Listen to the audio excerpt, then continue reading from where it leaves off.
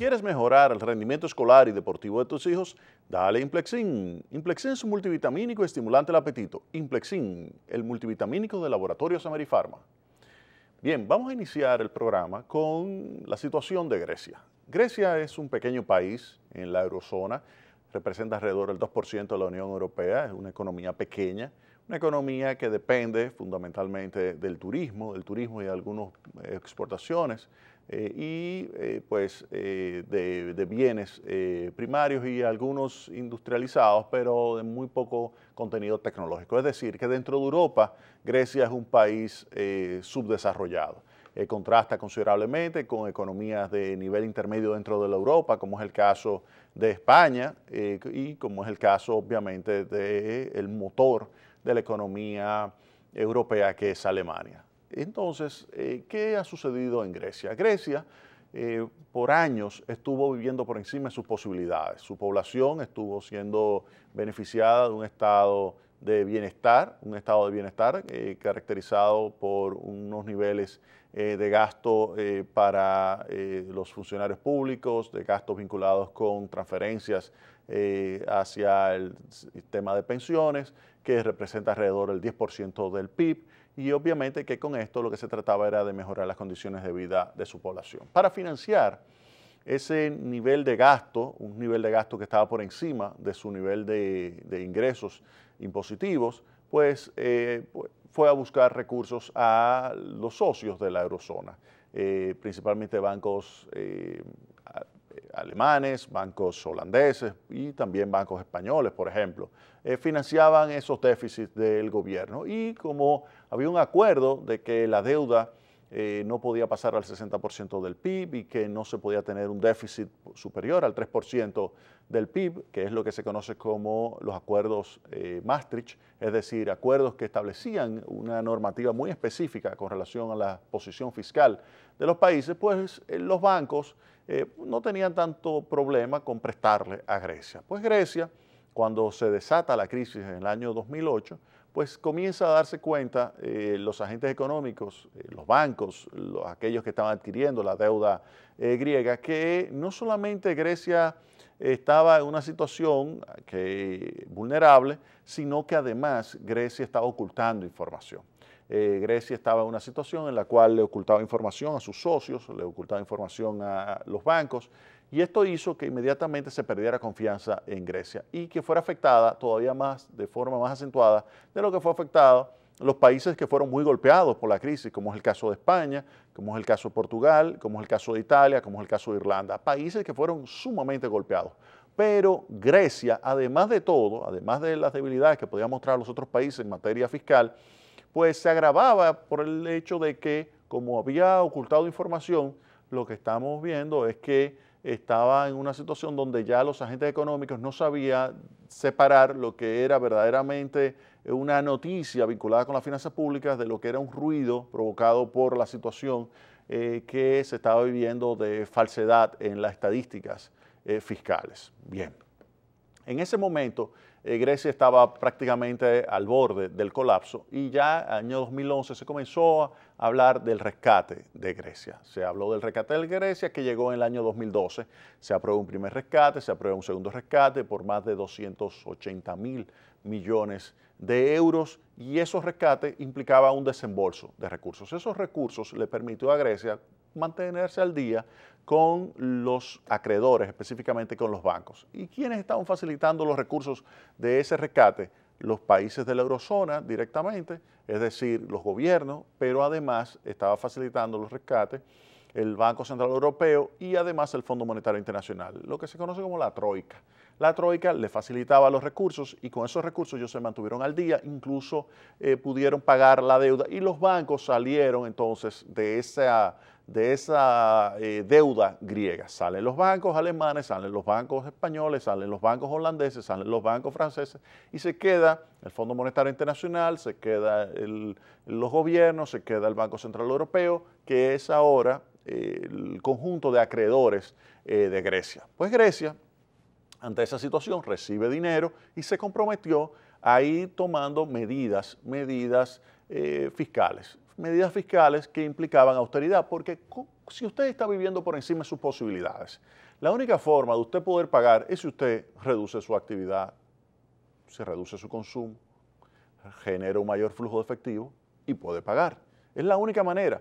Yo sé que hay quienes dicen, mira, hay que tratar de crecer, si tú creces genera más impuestos, si tú generas más impuestos tienes mejor flujo de efectivo que te permite pagar la deuda, entonces lo que hay que tratar es de crecer. Y vamos entonces a gastar sabiamente para que de esa forma, en vez de tener una política de austeridad, tenemos una política de expansión del gasto público que se traduzca en un aumento del crecimiento económico y ese aumento del crecimiento genera un aumento de los ingresos. Esa es la posición, por ejemplo, de Paul Krugman, de Stiglitz, que son dos premios Nobel muy conocidos en los Estados Unidos y a nivel internacional, pero que se han convertido en vedetos, de la economía mundial. Otros economistas tan famosos como ellos, pero que no tienen el premio Nobel, son más razonables.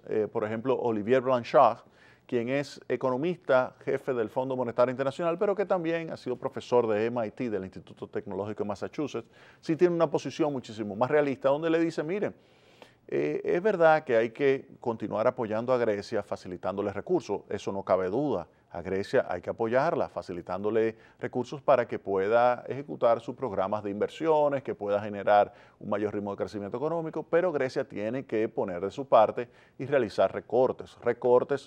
Por ejemplo, con el tema de pensión, usted mira, ¿y cómo es posible que tú digas que hay que recortar las pensiones? Bueno, el punto es el siguiente, que los griegos se jubilan antes que los alemanes.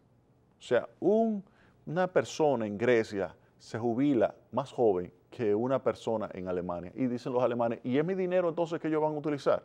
Entonces vamos a detener esto ahí, porque es que no es posible que nosotros, los alemanes, le estemos facilitando dinero a los griegos para que vivan mejor que nosotros. Entonces no, dejemos eso. Entonces, en términos del estado de bienestar, claro que los alemanes viven mejor porque generan mayor nivel de ingresos, porque son más educados, son más trabajadores, tienen mayor cantidad de horas de trabajo, mayor productividad, genera mayor ingreso y eso les genera mayor nivel de bienestar que los griegos. Pero los griegos tienen un mayor nivel de bienestar en el sentido de que tienen, digamos, un estado de bienestar que le da en términos relativos mejores condiciones que lo que se le da en Alemania, en términos de que, por ejemplo, con el caso de las pensiones, se pueden jubilar antes. Entonces, es eso lo que se le está pidiendo. De los 10 puntos que se le está transfiriendo del PIB, lo que se le está solicitando a Grecia es una reducción de un punto.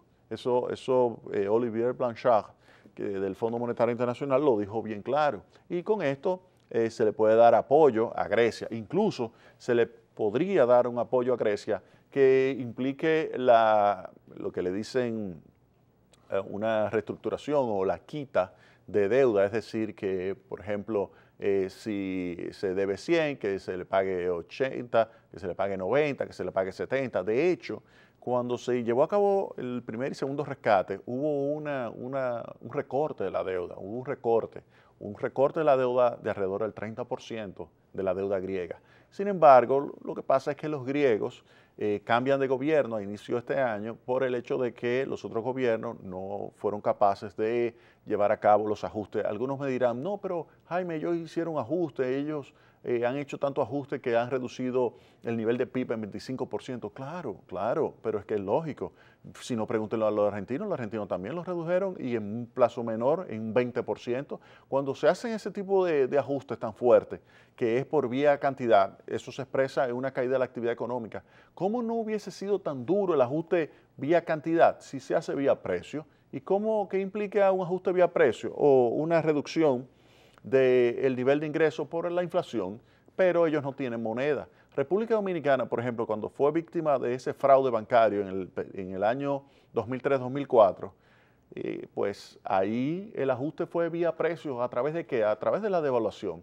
Si aquí no se hubiese devaluado la moneda y todo el ajuste hubiese sido vía cantidad, pues el Producto Interno Bruto también hubiese caído aquí en un alrededor de un 20%, que era lo que costaba, en ese momento, lo que costaba el agujero bancario que se había creado, 20% del PIB. ¿Eso tiene culpa Alemania? ¿Eso tiene culpa Francia? ¿Eso tiene culpa? No. Eso tiene culpa los griegos. O sea, que eso es lo que tienen que entender. Entonces algunas personas me dicen, no, pero Jaime, hay que recortarle a los bancos, hay que recortarle a los acreedores, porque ellos sabían el riesgo que había. No, espérate. espérate, el riesgo que había ahí estaba subestimado. Primero porque me ocultaron información en Grecia, me ocultaron información y segundo porque había unos acuerdos, una normativa muy precisa, los acuerdos de Maastricht que decían que tú no podías tener un déficit por encima del 3% del PIB y la deuda no podía pasar al 60%. Yo confío en esos números. Además, yo confío en que la prima de riesgo de tasa de inflación se iba a mantener bajita por el hecho de que tú estabas en el euro y por ende, dado la minimización o el nivel mínimo de riesgo que había en yo prestarte a ti, Grecia, entonces yo te facilité los recursos. Ahora tú me vas a decir que tú me vas a recortar. ¿Pero qué significa? Alguna persona dice, no, pero son banqueros, esos son ricos, que les recorten. Pero el dinero es de los banqueros. No, no, no, no, no, no. El dinero no es de los banqueros. O sea, quienes prestan a Grecia son entidades, pero esas entidades financieras, en realidad, es el dinero del depositante lo que está detrás. Usted me dirá, bueno, pero que esos bancos ya se le pagó. Sí, a esos bancos se le pagó. ¿Y quiénes entran? El Estado alemán, el Estado francés, el Estado español le presta. Ah, pero entonces eso significa que ese dinero es de los contribuyentes alemanes. Entonces, ¿por qué los contribuyentes alemanes van a recibir, después de todo el apoyo que le ha dado a Grecia, la Unión Europea y específicamente el gobierno alemán, por qué le vamos a decir al contribuyente alemán, no, vamos a recortar de lo que te debe a ti Grecia, vamos a recortar la mitad? Y tú dirás, pero ¿y por qué? ¿Y por qué si es un despilfarro? No, que reduzcan su actividad económica. Sí, que tienen que reducir su nivel de bienestar. No hay forma de otra. Si usted quiere pagar una deuda y estuviste financiando, si usted estuvo financiando un nivel de bienestar por encima de sus posibilidades y acumulando deudas, la única forma de pagar en un horizonte determinado es si usted reduce su nivel de bienestar. Es la única manera es hacerlo. Ahora bien, ¿qué sucede? Que ha llegado este año, a inicios de año, un gobierno, lo más demagogo y populista que puede haber, que es el gobierno de Syriza, cabezado por Alexis Tsipras y por Yanis Varoufakis, quien era, afortunadamente para Grecia y para la eurozona, era el ministro de Hacienda, ya se fue del ministerio. Vamos a hacer una pausa y retornamos con este tema para que ustedes vean lo demagogo que ha llegado a ser Alexis Tsipras, el primer ministro griego.